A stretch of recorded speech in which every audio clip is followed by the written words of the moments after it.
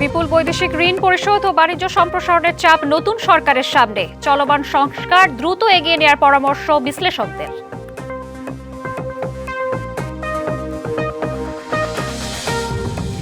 রমজানে লাগামহীন নিত্যপণ্যের বাজার। লেবুর হালি ১০০ টাকার উপরে, চড়া ফলের দাম, হিমশিম ক্রেতা। সরবরাহ পর্যাপ্ত, দাবি বাণিজ্যমন্ত্রীর।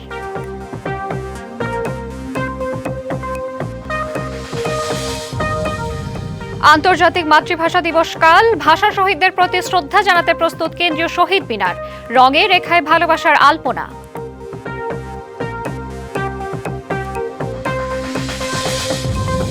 শীত বিদায় নেয় বাড়ছে মশার উৎপাত। অতিষ্ঠ রাজধানীবাসী। শুরুতে ব্যবস্থা না নিলে এবারও ডেঙ্গু পরিস্থিতি খারাপ হওয়ার আশঙ্কা।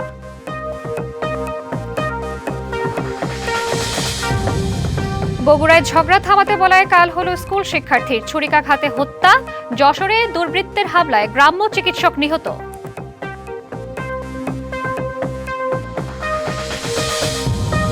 এবং 10 দিনের মধ্যে চুক্তি না করলে ইরানে হামলার হুমকি ট্রাম্পের। মধ্যপ্রাচ্যে মার্কিন ঘাঁটির লক্ষ্যবস্তু হবে, হুঁশিয়ারি তেহরানের। তারেক রহমানের নেতৃত্বে নতুন সরকারের যাত্রা শুরু হচ্ছে কঠিন অর্থনৈতিক বাস্তবতায়।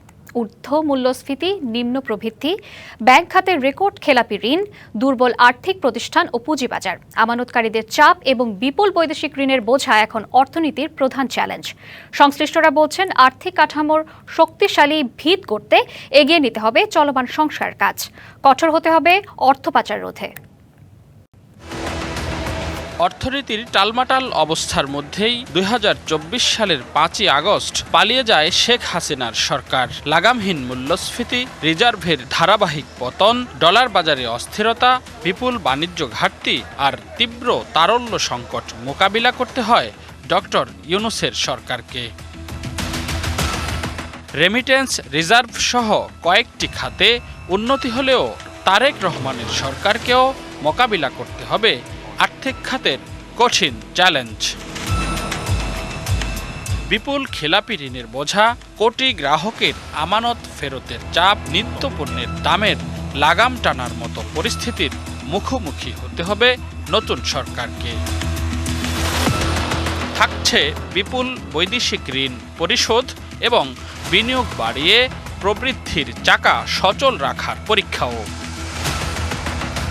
সংশ্লিষ্টরা বলছেন, আর্থিক কাঠামো শক্তিশালী করতে দরকার শক্ত আইনি ভিত্তি। এটি নিশ্চিতে এগিয়ে নিতে হবে চলমান সংস্কার কাজ। নতুন সরকারে একটা রাজনৈতিক দর্শন থাকবে। ইন্টারিম গভর্নমেন্টের সব পলিসির সাথে একমত নাও হতে পারে। যদি একমত হয়, এটা এগিয়ে নিয়ে যাওয়া একটা চ্যালেঞ্জ। আর যদি একমত না হয়, এটার বিকল্প একটা জিনিস পন্থা দাঁড় করা এবং সেটাকে বাস্তবায়ন করাটা একটা চ্যালেঞ্জ। অর্থাৎ আর্থিক খাতে একটা বড় চ্যালেঞ্জ নিয়ে নতুন সরকার তাদের যাত্রা শুরু করবে।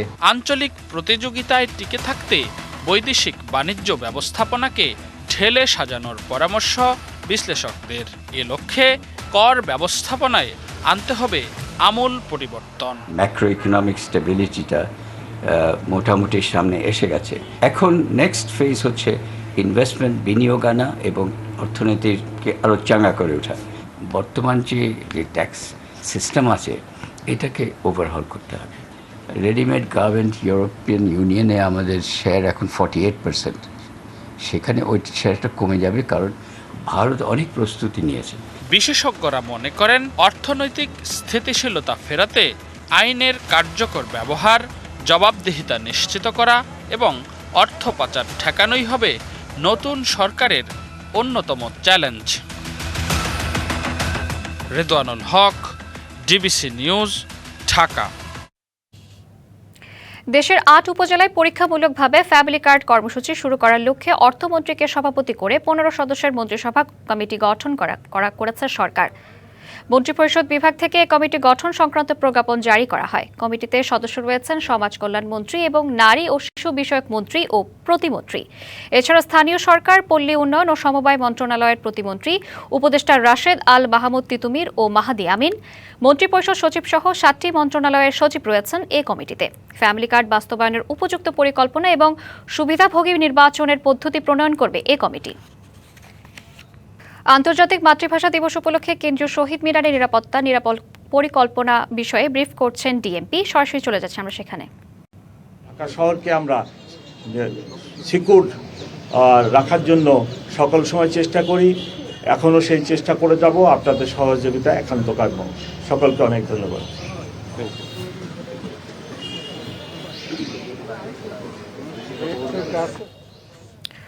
মানব সভ্যতার বিকাশের অতি গুরুত্বপূর্ণ অনুষঙ্গ ভাষা, মায়ের ভাষা, মানুষের সহজাত। আর এই ভাষার জন্যই অবিশ্বাস্যভাবে লড়াই করতে হয়েছে, জীবন দিতে হয়েছে বাঙালিকে।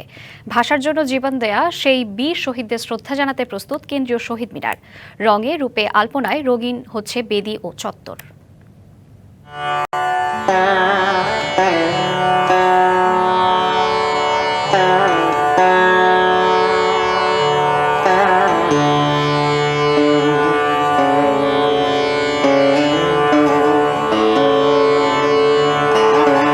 ভাষা শহীদদের শ্রদ্ধা জানানোর আয়োজনে কেন্দ্রীয় শহীদ মিনারে রং ছড়াচ্ছে বর্ণিল আলপনা।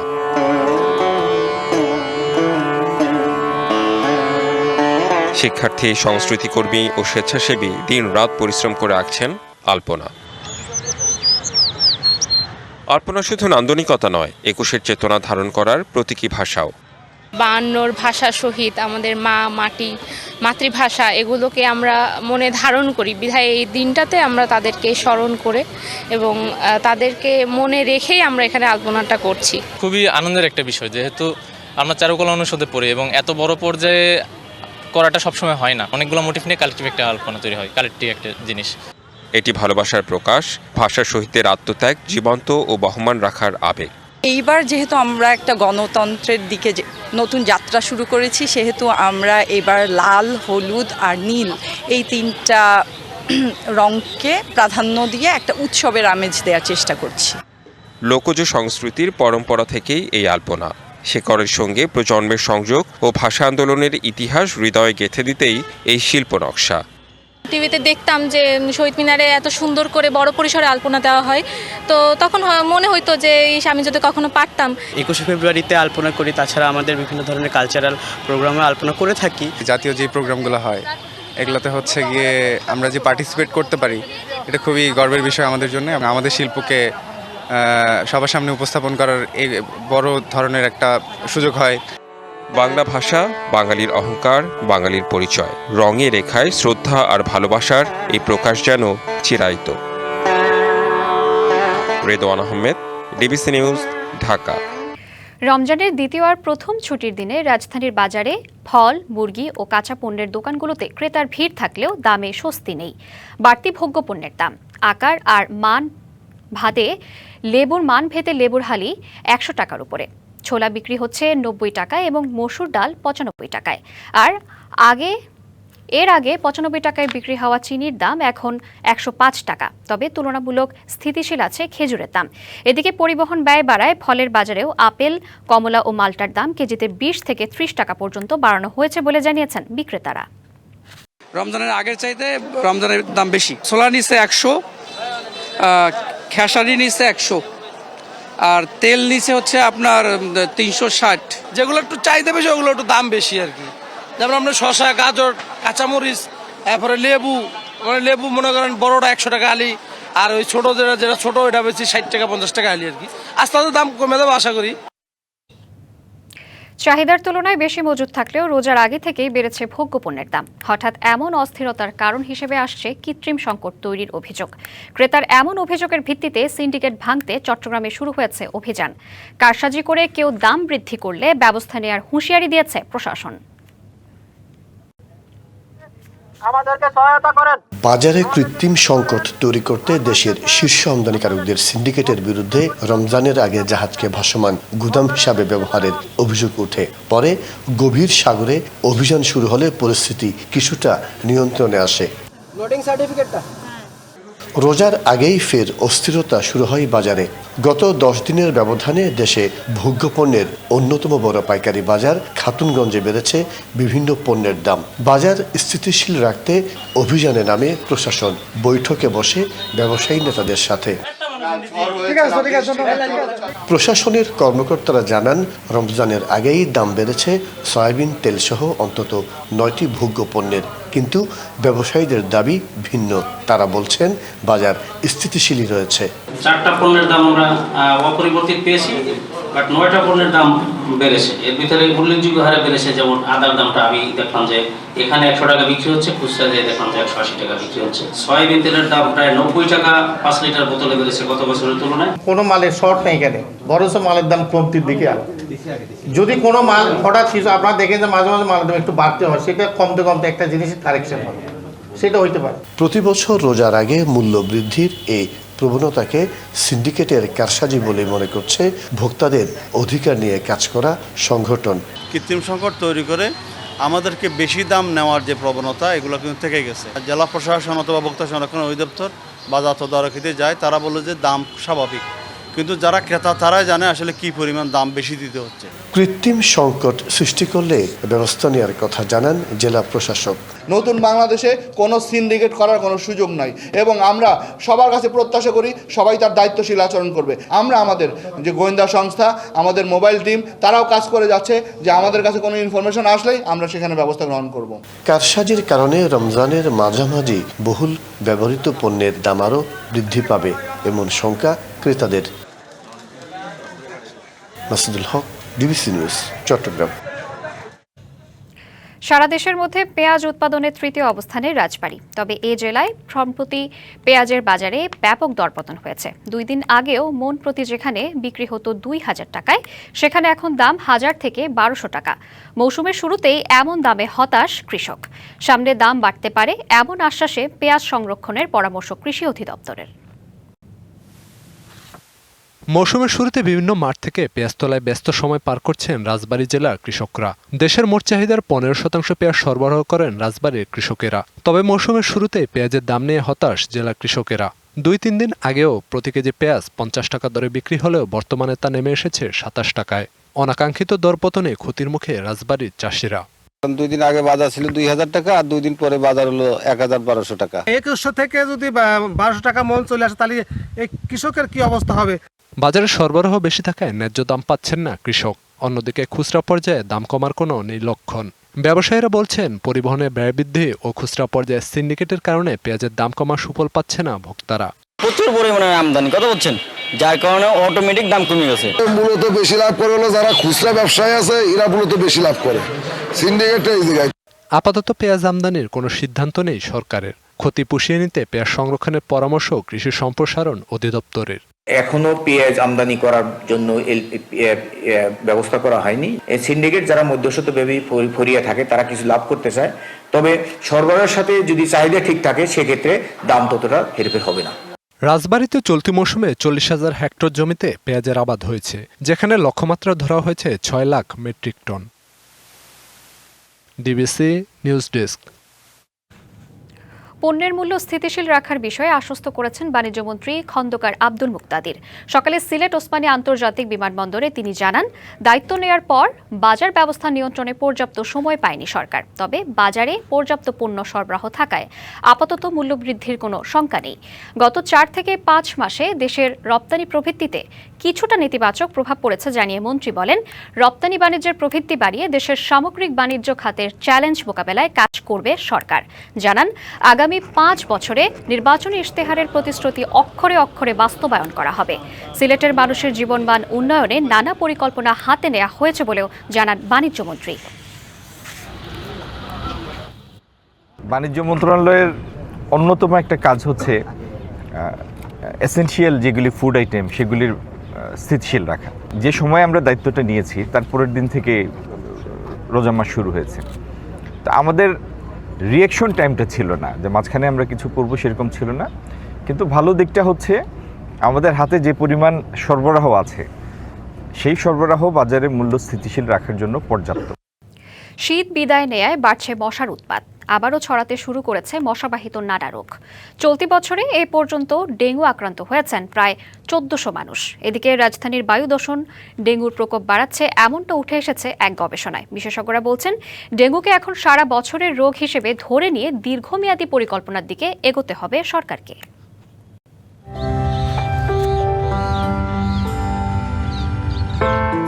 মাঘ পেরিয়ে প্রকৃতির বুকে চলে এসেছে ফাগুন। নগর থেকে বিদায় নিচ্ছে শীত। তাপমাত্রা উষ্ণ হতে থাকায় রাজধানীর বিভিন্ন স্থানে বেড়েছে মশার উপদ্রব। রীতিমতো অতিষ্ঠ হয়ে উঠেছেন নগরবাসী। তাদের যত ক্ষোভ মশা নিয়ন্ত্রণে সিটি কর্পোরেশনের ব্যর্থতায়। মশার লেগে আমরা গরিব মানুষ তো ভালো করে মশারি কিনতে পারি না, গুলোর জ্বালায় থাকি। এবার মশা অনেক বাড়ছে, মানে সিটি কর্পোরেশন আল্লাহরা ওরম ঠিক মতন আসে না, ওষুধও ঠিক মতন দেন, এজন্য খুব মশা বাড়ছে। যে ড্রেনের ময়লা আবর্জনা এগুলি থাকে, ওরা এই গলি চিপায় আসে না উঠাইবার জন্য। 15 দিনে একদিন আসে এরকম ধরনের আর কি, প্রতিদিন তো আর ওষুধ দিতে আসে না। স্বাস্থ্য অধিদপ্তরের পরিসংখ্যান বলছে চলতি মাসে এ পর্যন্ত মশাবাহিত রোগ ডেঙ্গুতে আক্রান্ত হয়ে চিকিৎসা নিয়েছেন প্রায় 300 জন। চলতি বছরে মৃত্যু ঘটেছে 4 জনের। বিশেষজ্ঞরা বলছেন বছরের শুরুতে ব্যবস্থা না নিলে ডেঙ্গু এবারও প্রকট হয়ে ধরা দেবে। সারা বছর সারা দেশ জুড়ে যেহেতু এটা হচ্ছে, সুতরাং যদি আপনি স্বাস্থ্য সমস্যা হিসাবে বলতে চান, এটাকে 1 নম্বর একটা জরুরি জনস্বাস্থ্য সমস্যা হিসেবে গণ্য করা উচিত। বছরের শুরুতে দরকার হলো প্রথমে একটা সার্ভে করা, যেমন ধরেন এই মার্চ এপ্রিলে সার্ভেটা করে ফেলা দরকার। সম্প্রতি পরিবেশ বিষয়ক সাময়িকী এনভায়রনমেন্টাল পলিউশনের এক গবেষণায় জানানো হয়েছে বাংলাদেশ সহ যেসব দেশে বায়ু দূষণ বেশি সেসব দেশে ডেঙ্গুতে মৃত্যুহার বিশ্বের গড় মৃত্যুহারের চেয়ে অনেক বাড়তি। আবার এসব দেশের যেসব এলাকা অতি দূষিত মৃত্যুহারও বেশি সেসব এলাকায়। ঢাকা শহরের তাপমাত্রা অন্য শহরগুলোর থেকে বেশি। এই মশাগুলা বেশি করে তারা ডিম পাড়ে, ডিম পারলে পরে বেশি করে মশা হচ্ছে। তো সেই বেশি করে মশা যাতে না হয় সেইখানে আবার তখন দেখতে হবে যে পানি জমে আছে কিনা। কিছু হটস্পট আছে ঢাকা শহরে, কিছু জায়গা আছে যেখানে নাকি বেশি করে ডেঙ্গু হয়। মানুষকে সম্পৃক্ত করে এটার ব্যবস্থাপনা করতে হবে। প্রাকৃতিক উপায়ে মশা নিয়ন্ত্রণে কিছু ব্যবস্থা নেওয়ারও পরামর্শ দেন এই বিশেষজ্ঞ। Tahsina Jessy, DBC news, Dhaka. আন্তর্জাতিক মাতৃভাষা দিবস উপলক্ষে কেন্দ্রীয় শহীদ মিনারে নিরাপত্তা ব্যবস্থা নিয়ে ব্রিফ করছেন র্যাবের মহাপরিচালক AKM শহীদুর রহমান। সরাসরি চলে যাচ্ছি আমরা সেখানে। যে ভাষা শহীদদের প্রতি গভীর শ্রদ্ধা নিবেদন করা হয়, তা আমরা সারা দেশেই আমরা পর্যাপ্ত নিরাপত্তা ব্যবস্থা গ্রহণ করেছি। ইনশাআল্লাহ ভালোভাবেই আমরা আমাদের এই কার্যক্রম সম্পন্ন করতে পারব। তো আমি আপনাদেরকে এর আগেও যতবার আপনাদের সামনে মুখোমুখি হয়েছি গত 1.5 বছরে, যখন জুলাই আগস্টের পর একটা ভঙ্গুর আইন শৃঙ্খলা পরিস্থিতি ছিল, তখন থেকেই কিন্তু আমরা আইন শৃঙ্খলা রক্ষাকারী বাহিনী আপনাদের মাধ্যমে দেশবাসীকে আশ্বস্ত করেছিলাম যে আমরা এই দেশের আইন শৃঙ্খলা পরিস্থিতি এটা নিয়ন্ত্রণে আনতে সক্ষম হব, ভালো করতে সক্ষম হব এবং একটি সুষ্ঠু নির্বাচন করার জন্য যেরকম পরিবেশ দরকার আমরা সেই রকম পরিবেশে নিয়ে আসতে সক্ষম হব। তো ইনশাআল্লাহ আমরা সবাই মিলে জাতিকে একটি সুষ্ঠু নির্বাচন উপহার দিতে সক্ষম হয়েছি এবং আমরা আশা করি আপনাদের মাধ্যমে দেশবাসীকে আশ্বস্ত করতে চাই ভবিষ্যতেও এই দেশের আইন শৃঙ্খলা পরিস্থিতি ক্রমান্বয়ে আরও ভালো হবে এবং আমরা অপরাধ নিয়ন্ত্রণে আনতে পারব। কোনোভাবেই যাতে আইন শৃঙ্খলা পরিস্থিতি বিঘ্ন না হয় সেদিকে আমরা সবসময় সতর্ক আছি, সজাগ দৃষ্টি রাখব। বগুড়ার নন্দীগ্রামে ঝগড়া থামাতে বলায় মিলন নামে এক স্কুল শিক্ষার্থীকে ছুরিকাঘাতে হত্যা করা হয়েছে। বৃহস্পতিবার রাত 11টার দিকে উপজেলার বুড়ইল গ্রামে এই ঘটনা ঘটে। স্থানীয়রা জানান শামীম নামে এক যুবকের সঙ্গে নবীর শেখ নামে আরেক যুবকের তুচ্ছ ঘটনায় বাক বিতণ্ডা হয়। স্কুল ছাত্র মিলন তাদেরকে শান্ত থাকতে বলায় ক্ষিপ্ত হয় শামীম ও তার পক্ষের লোকজন। এরপর মোটরসাইকেলে 10 থেকে 12 জন এসে অতর্কিতভাবে মিলনকে ছুরিকাঘাত করে পালিয়ে যায়। হাসপাতালে নেওয়া হলে তাকে মৃত ঘোষণা করেন চিকিৎসক। মরদেহ ময়নাতদন্তের জন্য বগুড়া শহীদ জিয়াউর রহমান মেডিকেল কলেজ হাসপাতাল মর্গে রাখা হয়েছে।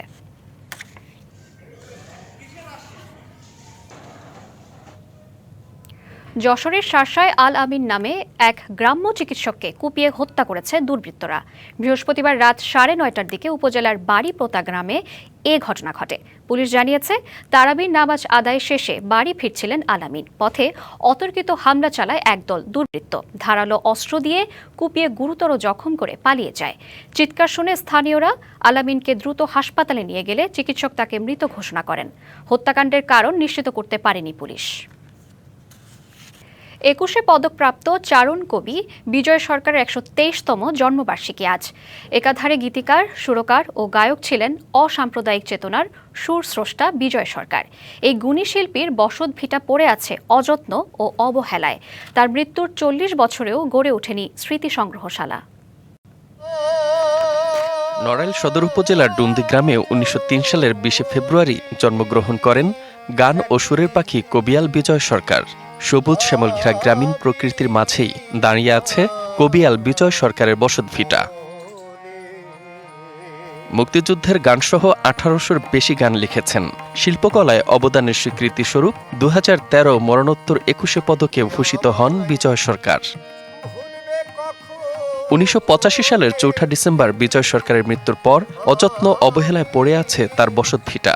16 বছর আগে ছোট্ট পরিসরে বসতভিটায় বিজয় মঞ্চ নির্মিত হলেও তার স্মৃতিধন্য তেমন কিছুই নেই এখানে। তো বিজয় সরকারের বাড়িতে যখন আমরা শিক্ষার্থীরা বা তরুণ সমাজ বা দার্শনিকরা যাই, তখন আমরা খুবই হতাশ হই যে বাড়িটা খুবই অবহেলিতভাবে পড়ে আছে। ভালো একটা বাড়ি টাড়ি করে দিলি, এটা লোকজন দূরের লোক থাকতে পারলো, বসতে পারলো। দীর্ঘদিন পর বিজয় সরকারের বাড়িতে যাওয়ার রাস্তাটি পাকা হলেও মাছের ঘেরের দাপটে সড়কটি ভেঙে গেছে। এছাড়া পানি এবং শৌচাগারের ব্যবস্থা না থাকায় ভোগান্তি বেড়েছে দর্শনার্থীদের। বর্ষাকালে তখন এই রাস্তায় পানি ওঠে, অনেকে চলতে কষ্ট হয়। বিজয় সরকারের রাস্তাটা অতি দ্রুত মেরামত করার ব্যবস্থা করা হবে। দেশ বিদেশে বিজয় সরকারের গান আজও তুমুল জনপ্রিয়, তবে সরকারিভাবে সেসব গান সংরক্ষণের তেমন কোনো উদ্যোগ দেখা যায়নি। গানের মাধ্যমে তিনি যে দর্শন প্রকাশ করেছেন সেটা টেক্সট বুকস সেগুলো সম্পৃক্ত করা যেতে পারে। আগামী প্রজন্মের কাছে বিজয় সরকারের দর্শন পৌঁছে দেওয়ার জন্য এটা অত্যন্ত জরুরি। বিজয় সরকারের স্মৃতি সংরক্ষণে বিভিন্ন উন্নয়নমূলক কাজের পরিকল্পনার কথা জানান জেলা প্রশাসক। বিজয় সরকারের বাড়িতে গিয়েছিলাম, আমরা দেখেছি ওইখানে একটু জায়গা আছে, তাদের পুরাতন একটা ঘর আছে, আমরা সেটাকে সংস্কারের উদ্যোগ নিচ্ছি। 1985 সালের 4 ডিসেম্বর বিজয় সরকারের মৃত্যুর পর পশ্চিমবঙ্গের কেউটিয়ায় তাকে সমাহিত করা হয়। DBC news desk. যুক্তরাষ্ট্রের সঙ্গে চুক্তি করতে ইরানকে 10 দিন সময় দিয়েছেন মার্কিন প্রেসিডেন্ট ডোনাল্ড ট্রাম্প। গাজার বোর্ড অব পিসের প্রথম সম্মেলনে এ সময়সীমা বেঁধে দেন তিনি। নির্ধারিত সময়ের মধ্যে চুক্তি না করলে খারাপ কিছু হবে বলেও হুঁশিয়ারি দেন ট্রাম্প। এর জবাবে পাল্টা হুমকি দিয়েছে ইরান। জাতিসংঘের মহাসচিব অ্যান্তোনিও গুতেরেসের কাছে লেখা এক চিঠিতে ইরান জানায়, যদি তেহরানে হামলা হয় তাহলে মধ্যপ্রাচ্যে থাকা যুক্তরাষ্ট্রের সব ঘাঁটি এবং অবকাঠামো লক্ষ্য করে পাল্টা হামলা চালানো হবে। চিঠিতে আরও বলা হয়, ইরান যুদ্ধ চায় না, কিন্তু তাদের উপর হামলা হলে এর জবাব দেয়া হবে। গাজা পুনর্গঠনে $700 কোটি দিতে প্রতিশ্রুতিবদ্ধ হয়েছে বোর্ড অব পিসের 9টি সদস্য রাষ্ট্র। স্থানীয় সময় বৃহস্পতিবার বোর্ডের প্রথম বৈঠক শেষে এ সিদ্ধান্ত হয়। পাশাপাশি এ ভূখণ্ডে একটি আন্তর্জাতিক স্থিতিশীলতা রক্ষাকারী বাহিনী ইন্টারন্যাশনাল স্ট্যাবিলাইজেশন ফোর্স মোতায়েনে রাজি হয়েছে 5টি দেশ। বোর্ডের সামনে সবচেয়ে স্পর্শকাতর বিষয়গুলোর একটি হলো হামাসের ভবিষ্যৎ। হামাসের নিরস্ত্রীকরণ ইসরায়েলের প্রধান দাবি এবং যুদ্ধবিরতির পরবর্তী ধাপ নিয়ে আলোচনার অন্যতম গুরুত্বপূর্ণ বিষয়। এদিকে হামাস নিরস্ত্রীকরণের আগে গাজা পুনর্গঠন নয় এমন হুঁশিয়ারি দিয়েছেন ইসরায়েলের প্রধানমন্ত্রী বেনিয়ামিন নেতানিয়াহু। বৃহস্পতিবার টেলিভিশনে দেয়া ভাষণে এ মন্তব্য করেন তিনি। একই দিনে ওয়াশিংটনে ট্রাম্প গঠিত বোর্ড অব পিসের প্রথম বৈঠক অনুষ্ঠিত হয়। ভাষণে নেতানিয়াহু বলেন, মিত্র যুক্তরাষ্ট্রের সঙ্গে ইসরায়েল একমত, গাজাকে নিরস্ত্রীকরণ না করা পর্যন্ত সেখানে কোনো পুনর্গঠন হবে না। ভঙ্গুর যুদ্ধবিরতির মধ্যেও গাজার মানুষের মাঝে রমজানের আমেজ। তবে যুদ্ধের প্রভাব এখনও স্পষ্ট। মানবিক সংকট অব্যাহত রয়েছে এখনও। যুদ্ধের ক্ষত, প্রিয়জন হারানোর দুঃখ আর নতুন যুদ্ধের শঙ্কার মধ্যে অনিশ্চয়তাকে সঙ্গী করে কাটছে ফিলিস্তিনিদের রমজান। টানা 2 বছরের যুদ্ধ ধ্বংসযজ্ঞে বাস্তুচ্যুত বহু ফিলিস্তিনি। এরপরও গাজার ইফতার বাজার জুড়ে ক্রেতার ভিড়। এ যেন ফিলিস্তিনিদের স্বাভাবিক জীবনে ফেরার চেষ্টা। আর তাই রমজানের শুরু থেকেই সরগরম দোকানগুলো। আল জাওয়াইয়া বাজার, যেখানে সাজিয়ে রাখা হয়েছে খেজুর, জলপাই, আচার সহ বিভিন্ন ধরনের মশলা ও রমজানের বিভিন্ন খাদ্য সামগ্রী। আছে রঙিন ফানুস ও বিভিন্ন সাজসজ্জার জিনিসও। অনেক পরিবার এসব পণ্য দেখছেন। সামর্থ্য অনুযায়ী কেউ কেউ আবার কেনাকাটাও করছেন। এবারের দৃশ্য আগের বছরের তুলনায় আলাদা। যুদ্ধবিরতির কারণে বাজারে কিছুটা আনন্দের পরিবেশ ফিরে এসেছে। তবে পণ্যের দাম এখন অনেক বেশি এবং অনেকের পক্ষে কেনা কঠিন। আগের মতো চরম পণ্য সংকট আর নেই। আগে রমজান মাসে বাজারে প্রয়োজনীয় জিনিসপত্র পাওয়া যেত না, এখন পরিস্থিতির উন্নতি হয়েছে। আশা করি ভবিষ্যতে অবস্থা আরো ভালো হবে। অনিশ্চয়তা থাকলেও এবারের রমজান যেন গাজাবাসীর জন্য কিছুটা স্বস্তির। তবে যে কোনো সময় আবারও হামলা শুরু হতে পারে এমন আশঙ্কাও আছে ফিলিস্তিনিদের। Rahnuma Farmin, DBC news desk. টি-20 বিশ্বকাপে অস্ট্রেলিয়ার বিদায় ঘণ্টা বেজে গেছে। ওমানের বিপক্ষে ম্যাচটি খেলেই দেশে ফিরতে হবে অজিদের।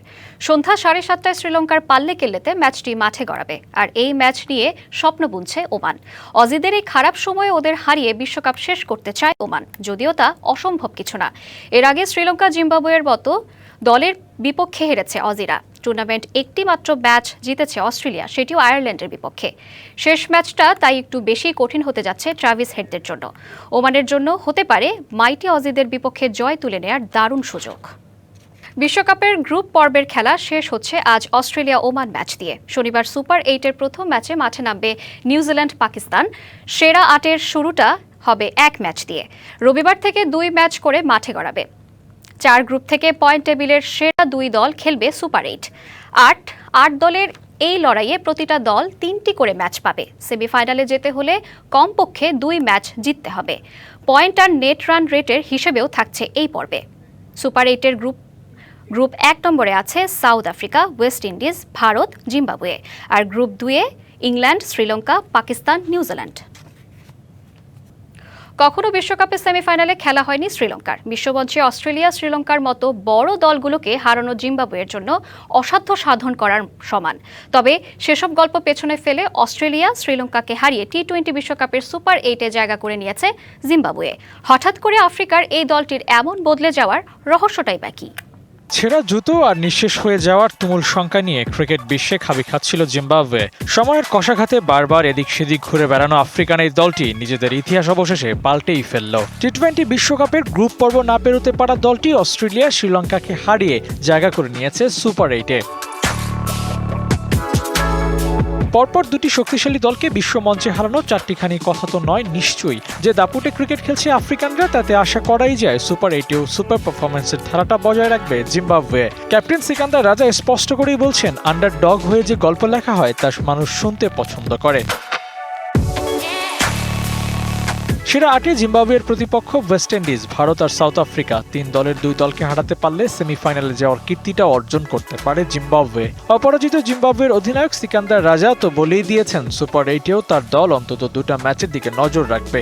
জিততে পারলে সেমিফাইনালের কাঙ্ক্ষিত স্বপ্ন ছোঁয়া হয়ে যাবে জিম্বাবুয়ের।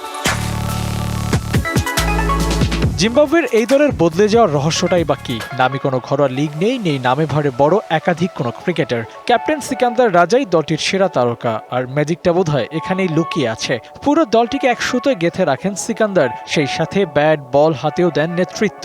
এক লাইনে বলতে গেলে জিম্বাবুয়ের ঘুরে দাঁড়ানোর পেছনে আছে সিকান্দার রাজার অভিজ্ঞতা আর পরিশ্রম।